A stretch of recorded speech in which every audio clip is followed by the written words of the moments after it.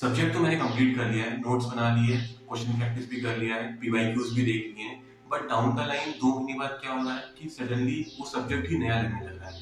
जब same notes हम वापस से ओपन कर रहे हैं तो वो नोट्स हमको बिल्कुल से नहीं लग रही है, मतलब लग रहा है ये तो ठीक है, कहीं ना कहीं तो देखा है ये नोट्स, बट एग्जैक्टली चीजें याद नहीं है। तो होता क्या है कि जब हम कोई भी नया सब्जेक्ट पढ़ते हैं तो उस टाइम पे हमको वो चीजें 100% रिकॉर्ड होती है। पर डाउन द लाइन कैसे होता है कि तुमने उसको एक हफ्ता रिवाइज नहीं किया तो तुम्हें 50% चीजें याद रहेगी, फिर नहीं याद रिवाइज किया तो 20%। तो इस तरीके से वो उसकी जो इफिशियंसी है तुम्हारे मन में जितनी चीजें नॉलेज जो स्टोर्ड है वो धीरे धीरे क्या होती है, कम होती चली जाती है।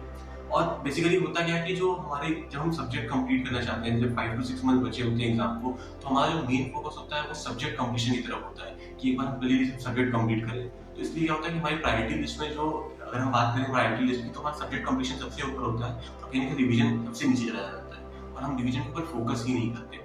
तुमको ये समझना पड़ेगा कि रिवीजन जो है ना, वो अगर तुमको एक अच्छी रैंक लानी है, एक पीएसयू चाहिए, एक आईआईटी चाहिए, तो उसके लिए रिवीजन जो है वो मेन थी।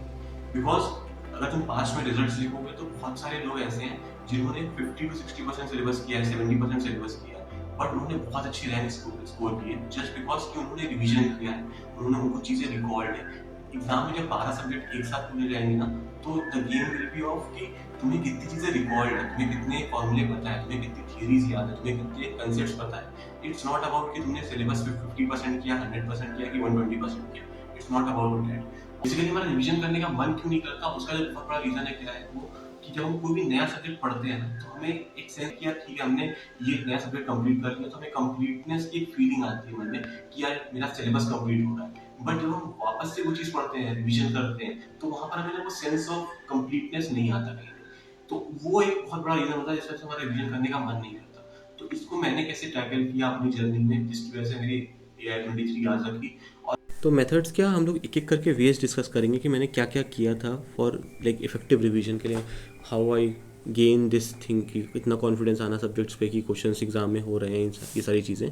तो तुम्हें सबसे पहला जो काम करना है ना, वो क्या करना है कि तुमको एक A4 साइज़ की शीट लेनी है, ठीक है। और वो शीट हर सब्जेक्ट के लिए लेनी है, मतलब तुम्हें टोटल 12 शीट लेनी है 12 सब्जेक्ट्स के लिए। तो फॉर एग्जांपल मैथ्स पकड़ लो, ठीक है, या फिर फॉर एग्जांपल तुम हीट ट्रांसफर पकड़ लो, ठीक है, कोई भी एक पर्टिकुलर सब्जेक्ट ले लो, फॉर एग्जांपल हीट ट्रांसफर ले लेते हैं। तो हीट ट्रांसफर तुम्हें क्या करना है यहाँ पर इस A4 साइज पेज पे, कि पहले तुम सारे टॉपिक्स के नाम लिख लो, ठीक है। यहाँ पे तुम सारे टॉपिक्स के नाम मेंशन कर लो, जैसे कि कंडक्शन हो गया, उसके बाद तुम्हारा कन्वेक्शन हो गया, फिर हीट एक्सचेंजर हो गया, फिर रेडिएशन हो गया, फिर बॉइलिंग कंडेंसेशन हो गया, जो जितने भी टॉपिक्स हैं सारे के सारे टॉपिक्स के नाम मेंशन कर लो। सेकंड पे तुम्हें क्या करना है मेंशन, यहाँ पर तुमको मेंशन करना है कि हर सब्जेक्ट में कितने मार्क्स के पेपर आते हैं, ठीक है। ये तुमको इंटरनेट पे अवेलेबल मिल जाएगा। जैसे जनरल एक तुम्हें मिल जाएगा ट्रेंड की हर टॉपिक से कितने मार्क्स के क्वेश्चन आते हैं। जैसे हीट एक्सचेंजर, हीट ट्रांसफर से बात करें इन जनरल, तो 6 to 8 मार्क्स के क्वेश्चन आते हैं। तो इसमें कंडेंसेशन से कभी 0 to 4 मार्क्स के बीच में आ जाता है कुछ भी, कन्वेक्शन से 0 to 4 में आता है, ठीक है, हीट एक्सचेंजर से 0 to 4, कन्वेक्शन से 0 to 2, रेडिएशन से 0 to 2, ठीक है, कंडेंसेशन एंड बॉइलिंग से 0 से 2। तो इस तरीके से हर टॉपिक से 0 से 2 या 0 से 4 इस तरीके से उसका वेटेज है। तो वेटेज से तुम्हें क्या पता चलेगा कि किस टॉपिक पे वाइल रिवीजन तुम्हें किस टॉपिक पे ज़्यादा ध्यान देना है, तो तुम्हें यहाँ पर ये चीज़ पता चल जाएगी। फिर तुम्हें 3 चीज़ें बनानी है। एक तुम्हें बनाना है ओरल रिवीजन का ये कॉलम, ठीक है, कि तुम ओरल रिवीजन तुमने कितनी बार किया। फॉर एग्जाम्पल तुम्हें कंडक्शन का ओरल रिवीजन एक बार कर लिया तो यहाँ पे 1 लिख दो, फिर 2, 3, 4 कितनी बार तुमने किया है यहाँ पे वो मेंशन करते जाओ। फिर तुम्हें एक बनाना है रिटर्न रिवीजन का कॉलम, ठीक है, रिटर्न रिवीजन का कॉलम। और फिर तुम्हें यहाँ पर बनाना है टेस्ट का कॉलम, कि तुमने इसके टेस्ट कौन कौन से दिए। जो टेस्ट कौन कौन से होते हैं, टॉपिक वाइज टेस्ट होते हैं, सब्जेक्ट वाइज टेस्ट होते हैं और फुल लेंथ टेस्ट होते हैं। फुल लेंथ तो खैर अलग चीज़ हो गई, टॉपिक वाइज और subject wise test, 2 topic test होते हैं। तो तुमने इसका टॉपिक वाइज टेस्ट दिया, सब्जेक्ट वाइज टेस्ट सब्जेक्ट का दिया कि नहीं दिया, तो ये सब चीज़ हो गई, तुम्हें यहाँ पे कॉलम बनाने हैं। तो ये तुम्हें करना है, ये तुम्हें हर सब्जेक्ट के लिए, एवरी सब्जेक्ट के लिए तुम्हें ये 12 पेजेस में तुम्हें सारे सब्जेक्ट का बनाना है और ये चीज़ रखनी है।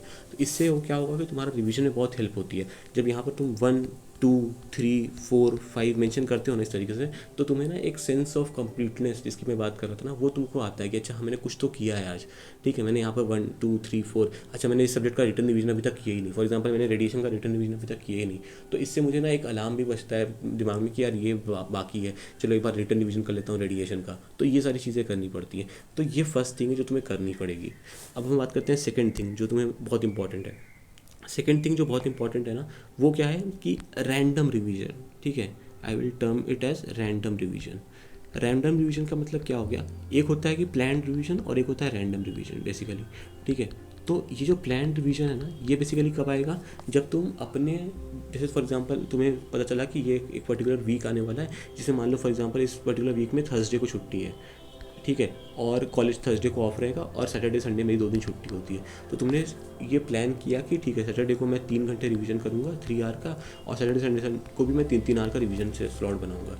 तो इस स्लॉट में तो तुम रिवीजन करोगे, ठीक है, तुम्हारा प्लान रिवीजन है जो तुम जनरली करते भी हो कि तुम्हारा सब्जेक्ट कंप्लीट होगा। तो तुमने आज मान लो फॉर एग्जाम्पल तुमने बोला कि आज मैं कंडक्शन और कन्वेक्शन रिवाइज करूँगा ये 3 घंटे के अंदर बैठ के। तो तुमने कंडक्शन कन्वेक्शन 3 घंटे के अंदर बैठ के रिवाइज किया, इसके प्रैक्टिस क्वेश्चन सॉल्व किए, PYQ सॉल्व किए, सारी चीज़ें की, ठीक है। तो ये तो एक होता है प्लान रिवीजन जो कि सबको ही करता है। तुम्हें ना एक चीज़ है कि तुम्हें रैंडम रिवीजन करना पड़ेगा। रैंडम रिवीजन का बेसिकली मतलब क्या है मैं तुमको बताता हूँ कि फॉर एग्जांपल तुम क्लास के लिए गए, ठीक है, और तुम्हारी क्लास क्या हो गई, कैंसिल हो गई। तो ये जो स्लॉट वेकेंट मिला ना तुमको, ये तुम्हारा फ्री स्लॉट एकदम से आ गया। तो इस रैंडम रिवीजन करने के लिए तुम्हें चाहिए कि तुम्हारे पास एक्सेस हो तुम्हारी नोट्स का, तुम्हारी शॉर्ट नोट्स का, तुम्हारी फार्मूला शीट्स का।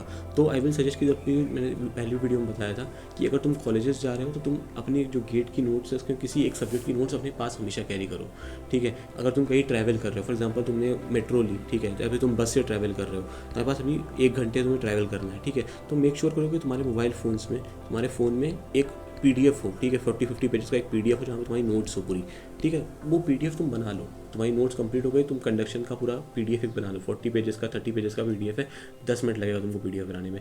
पर वो PDF तुम्हारे फ़ोन में रहेगा, तो तुम्हें जब भी फ्री स्लॉट मिले तो वो किसको क्या बोलते हैं, रैंडम रिवीजन, ठीक है। तुम किसी दोस्त से मिलने गए और वो दोस्त आने में डिले कर रहा है, तुम्हारे पास 15-20 मिनट का टाइम है, तो जस्ट ओपन योर फोन, तुम वहाँ जब फ़ोन ओपन करके तुम यहाँ पर इंस्टा और फेसबुक इंस्क्रॉल करोगे, इससे बेटर क्या है कि तुम ये रैंडम रिवीजन करो, ठीक है। तो सेकंड चीज़ जो बहुत इंपॉर्टेंट है वो क्या है तुम्हारे लिए, रैंडम रिवीजन।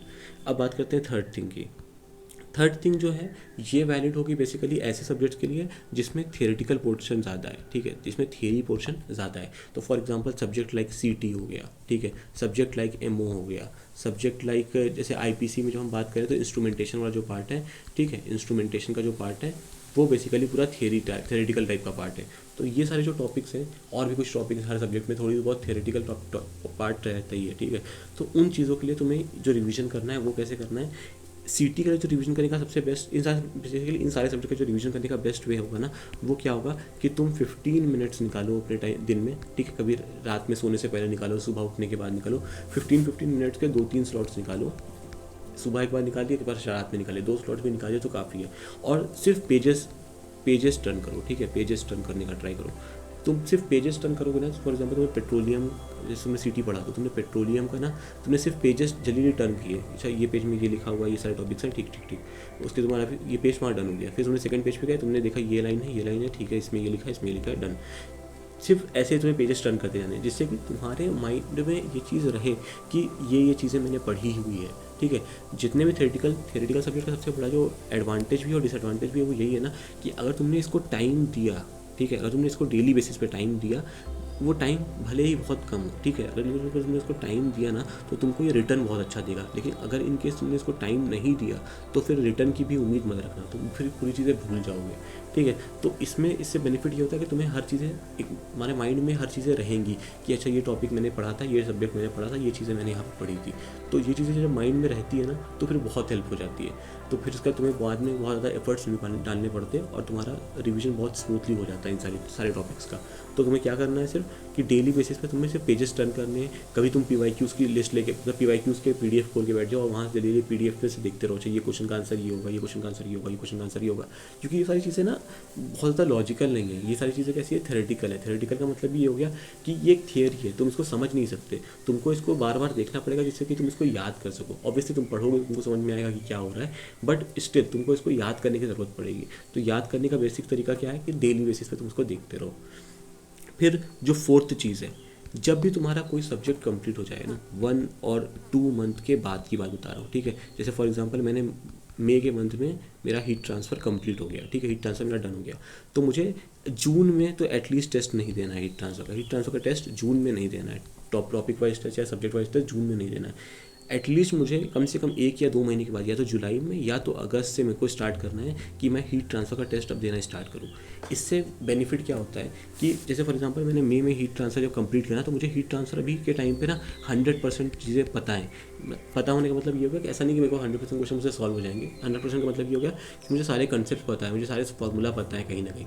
तो अभी के टाइम में तुम टेस्ट दोगे ना तो ऑब्वियस है कि तुम्हारे उसमें मार्क्स वगैरह अच्छे आएंगे, तुम बहुत खुश भी हो जाओगे, but that doesn't make any sense. ठीक है, तुम्हें टेस्ट देने का लॉजिक तो समझ में आएगा जब तुम 2 महीने के, कम से कम 1 या 2 महीने के बाद जब तुम टेस्ट देना स्टार्ट करोगे।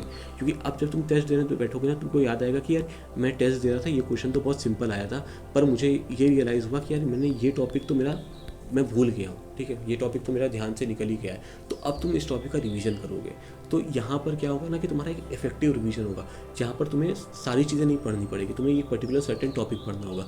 और जनरली क्या होता है कि जब तुम कभी एक टेस्ट दे रहे हो ना, और उस टेस्ट में तुम कोई एक पर्टिकुलर टॉपिक को भूल जाओ, या फिर तुम्हें उस टॉपिक में तुम्हारे वो टॉपिक बहुत सिंपल है, बट तुम्हारे उसमें ना मार्क्स नहीं आए होते, तो जब तुम उसको दोबारा पढ़ते हो ना, तो वो तुमको और अच्छे से प्रिपेयर हो जाता है। तो जब फाइनल एग्जाम्स में या फुल लेंथ टेस्ट तुम दोगे, जब वहाँ पे जब इससे क्वेश्चन आएंगे ना, तो फिर तुम्हारी यहाँ पे बहुत ज़्यादा हेल्प होगी। ठीक है, तो इस वाले में तुमने कंडक्शन आज मई के मंथ में कंप्लीट किया, तो कंडक्शन का टेस्ट देना जुलाई या अगस्त में। तो जुलाई या अगस्त में जब तुम कंडक्शन का टेस्ट देने जाओगे ना, और तुम्हें जब वहाँ पर 2-3 क्वेश्चन बहुत टफ मिलेंगे ना, जो तुमसे सॉल्व नहीं होंगे, और जब तुम वापस से उन क्वेश्चन को जब तुम थियरी पढ़ोगे ना कि यार ये क्वेश्चन क्यों नहीं सॉल्व हुआ, इसकी थियरी क्या थी, तो वहाँ से जब तुम्हारी वो थियरी बिल्डअप होगी ना, तो वो तुमको एक अलग लेवल का कॉन्फिडेंस देगी कि अरे ये बहुत सही हो गया मेरे लिए। ठीक है, तो वो चीज़ करने के लिए तुम्हें बेसिकली क्या करना पड़ेगा कि तुम्हें 1 से 2 महीने का इंतजार करना पड़ेगा। और उन 1 से 2 महीने में तुम्हें क्या करना है, उस 1 से 2 महीने में तुम्हें ये सारी चीज़ें करनी है कि तुम ये वाला पार्ट करो। ठीक है, रैंडम रिवीजन करो, फिर तुम्हें क्या करना है, तुम ये सारी चीज़ें करो। ठीक है, तुम ऐसे ये वाला जो मैंने तुमको बताया कि तुम यहाँ पर ओरल रिवीजन करो, रिटन रिवीजन करो, तुम ये सारी चीज़ें करते रहो। रिटन रिवीजन में तुम्हें बेसिकली ओरल रिवीजन में क्या करना होता है, ओरल रिवीजन में तुमने नोट्स खोली और नोट से पढ़ना स्टार्ट कर दिया डायरेक्टली। ठीक है, यहाँ पे तुम पेन पेपर लेके नहीं बैठे हो, बट तुम यहाँ पर ना एक पेन लिए हुए, जिससे तुम जो भी तुमको इंपॉर्टेंट लग रहा है तुम उसको मार्क करते जा रहे हो। ठीक है, फॉर एग्जांपल एक कंडक्शन सर ने पढ़ाया, कंडक्शन के सर ने मान लो फॉर एग्जांपल 10 क्वेश्चन करवा दिए। ठीक है, तुम्हें ये समझ में आया कि यार ये क्वेश्चन तो बहुत सिंपल है, ये क्वेश्चन बहुत सिंपल है, ये क्वेश्चन बहुत सिंपल है, 3 क्वेश्चन बहुत सिंपल थे, लेकिन 4th और 7th क्वेश्चन जो है बहुत अच्छा क्वेश्चन है, इसको मुझे वापस से करना है। तो तुमने उसके ऊपर मतलब स्टार मार्क लगा दिया कि ये क्वेश्चन इंपॉर्टेंट है, जब मैं बाद में रिटर्न रिवीजन करूँगा तो मैं इन क्वेश्चन को वापस से सॉल्व करूँगा। तो फिर जब तुम रिटर्न रिवीजन करने आओगे, तो तुम इन सारे क्वेश्चन को जो तुमने मार्क किए थे ओरल रिवीजन के टाइम पे, अब तुम इन क्वेश्चन को सॉल्व करोगे, और इन क्वेश्चन को सॉल्व भी करोगे, साथ साथ तुम इस क्वेश्चन में क्या देखोगे कि जो तुम्हारे डेरिवेशंस है, तुमने जितने भी डेरिवेशंस किए, ठीक है, तुमने जितने भी ग्राफ्स बनाए, ठीक है, और जितने भी क्वेश्चंस बेसिकली सॉल्व किए, ये सारी चीज़ें अब तुम ना रिटर्न रिवीजन के टाइम पे इन सारी चीज़ों को सॉल्व करोगे, और जितने भी फॉर्मूला हैं तुम्हारे, वो सारी चीज़ें तुम उसको लिख कर देखोगे। तो इससे क्या होगा कि तुम्हारा जो रिटर्न रिवीजन है ना, वो ज़्यादा इफेक्टिव होगा। ठीक है, ये सारी चीज़ें तुम ध्यान रखना। उसके बाद लास्ट चीज़, ठीक है, कि बहुत से लोगों की मुझे क्वेरी आती है कि सर मतलब मेरा हीट ट्रांसफर मैंने पढ़ के हो गया है, अब मैं क्या इसके शॉर्ट नोट्स से मैंने इसके शॉर्ट नोट्स बना लिए, मैंने इसकी फार्मूला शीट तैयार कर ली है, तो क्या करूँ, मैं इसके फार्मूला शीट से शॉर्ट नोट से ही रिवीजन कर लूँ, या फिर मैं इसके फुल जो नोट्स हैं, फुल नोट्स जो है मेरे पास, क्योंकि full notes obviously 100 to 150 pages की होंगी, और जो शॉर्ट नोट्स और फार्मूला नोट्स हैं वो हार्डली 10 पेजेस की होंगी, तो मैं किस चीज़ से रिवीजन करूँ। तो यार देखो, इसका जो सिंपल सा मैं तुमको बताऊँगा कि जो तुम्हारी फुल नोट्स है ना, जो तुम्हारी फुल नोट्स है, इस फुल नोट्स का जो रिवीजन है, इसका ओरल रिवीजन जो है रहेगा, वो कम से कम तुम 3 बार करो, और रिटन रिवीजन जो रहेगा वो कम से कम तुम 2 बार करो। इतनी बार जब तुम्हारा रिवीजन हो जाता है ना, तो तुम्हें फिर फुल लेंथ नोट्स उठाने की ज़रूरत नहीं है, तो फिर फुल लेंथ नोट्स पे जाने की ज़रूरत नहीं है, तब तुम सीधा शॉर्ट नोट्स पे और फार्मूला शीट्स पे रिप्लाई कर सकते हो। पर before going to short note या फिर फार्मूला शीट, मेक श्योर करो कि तुम्हारे 2 से 3 बार ओरल रिवीजन और 2 से 3 बार रिटन रिवीजन हो जाए। ठीक है, इससे क्या होता है कि जब हम शॉर्ट नोट्स बनाते हैं ना, तो शॉर्ट नोट्स में मोस्ट ऑफ द टाइम हम बहुत स्पेसिफिक चीज़ें लिखते हैं कि ये पर्टिकुलर फार्मूला लिख दिया, ये पर्टिकुलर ये चीज़ें लिख दी, ये पर्टिकुलर अजम्पशन लिख दिया। बट जब तुम्हारी जो फुल नोट्स है ना, उसमें बहुत सारी चीज़ें तुम लिखते हो जब तुम नोट्स बनाते हो। तो अगर तुमने बस वो नोट्स एक बार बनाई, एक बार बस बनाते टाइम बना लिया, बस उसको शॉर्ट नोट्स बना के शॉर्ट नोट्स ही पढ़े, तो फिर उसका कोई सेंस नहीं बनता। उस फुल लेंथ जो फुल नोट्स है उसका कोई टेस्ट मतलब उसका कोई सेंस नहीं बनता। तो बेसिकली आई विल सजेस्ट कि तुम उस फुल नोट का पहले यूटिलाइजेशन करो, उसको 2 से 3 बार ओरल रिवीजन रिटन रिवीजन करो, और उसके बाद फिर तुम शॉर्ट नोट्स बनाओगे तो वो शॉर्ट नोट्स भी बहुत इफेक्टिव बनेगी। ठीक है, क्योंकि अब तुम्हें पता है कि कौन सी चीज़ें इंपॉर्टेंट है, कौन से क्वेश्चंस तुम शॉर्ट नोट्स में मेंशन कर सकते हो, कौन से फार्मूला ज़्यादा इंपॉर्टेंट है। तुमने PYQs भी देखे हैं, तो पता है कि इस पर्टिकुलर फार्मूले से बहुत बार क्वेश्चन पूछे गए हैं, तो तुमने उसके ऊपर स्टार मार्क लगा लिया है कि यार ये क्वेश्चन, ये पर्टिकुलर फार्मूला बहुत इंपॉर्टेंट है, ये पर्टिकुलर टॉपिक बहुत इंपॉर्टेंट है। तो ये सारी चीज़ें पता कब चलेगी, जब तुम 2 से 3 बार ओरल रिवीजन, 2 से 3 बार रिटन रिवीजन कर लोगे तो आई विल सजेस्ट कि पहले फुल नोट्स का यूटिलाइजेशन करो। यूटिलाइजेशन करने के लिए तुम्हें पहले रिवीजन करना पड़ेगा, और उसके बाद फिर तुम शॉर्ट नोट्स और फार्मूला शीट पे जा सकते हो, ठीक है। शॉर्ट नोट्स कैसे बनानी है, फार्मूला शीट्स में क्या लिखना ज़रूरी है, क्या नहीं लिखना ज़रूरी है, तुम्हें इन सारी चीज़ों के ऊपर फिर वीडियोज़ वगैरह चाहिए होगी तो तुम बताना, मैं उसके ऊपर भी कुछ ना कुछ बनाऊँगा, ठीक है। तो ये है तुम्हारे पास, मतलब ये सारी जो फार्मूला में तुम्हें जो तरीके शेयर किए, ये सारी चीज़ें मैं यूज़ करता था ऑन अ डेली बेसिस, जिससे मैंने मतलब रिवीजन मेरा ज़्यादा इफेक्टिव हो सका, और जिसके थ्रू मुझे बाद में जाकर बहुत ज़्यादा प्रॉब्लम नहीं आई। दिसंबर जनवरी में जब मैंने फुल एंड टेस्ट देने स्टार्ट किया तो मुझे बहुत ज़्यादा प्रॉब्लम नहीं आई, because I use to do all these things. और ये सारी चीज़ें करने से क्या होता है कि तुमको चीज़ें ऑलरेडी रिकॉर्ड रहती हैं। आई विल सजेस्ट कि ये रैंडम रिवीजन वाला जो टॉपिक पार्ट है ना, इस पर बहुत फोकस करना। फालतू के टाइम स्लॉट अपने जो रिलेटिव को मिलेंगे अच्छे अच्छे कॉलेजेस में, उनको फालतू के मतलब दोस्तों के साथ टाइम पास करने में, ये सारी चीज़ें करने में, इसमें वेस्ट मत करना, ट्राई करना कि उसको यूटिलाइज़ करो, ठीक है। तो आई होप तुमको इस वीडियो से कुछ तुम्हारे मतलब प्रिपरेशन में तुमको कुछ हेल्प मिलेगी और तुम अपने रैंक इंप्रूव कर पाओगे। एंड आई विल से कि कोई भी डाउट हो, कुछ भी हो, तो तुम उसको कमेंट सेक्शन में पूछ सकते हो। और इसके साथ ही हम इस वीडियो को एंड करते हैं, ठीक है। नेक्स्ट वीडियो किस टॉपिक पे चाहिए वो भी तुम कमेंट सेक्शन में बता सकते हो। Thank you so much. Like, share and subscribe. Thank you.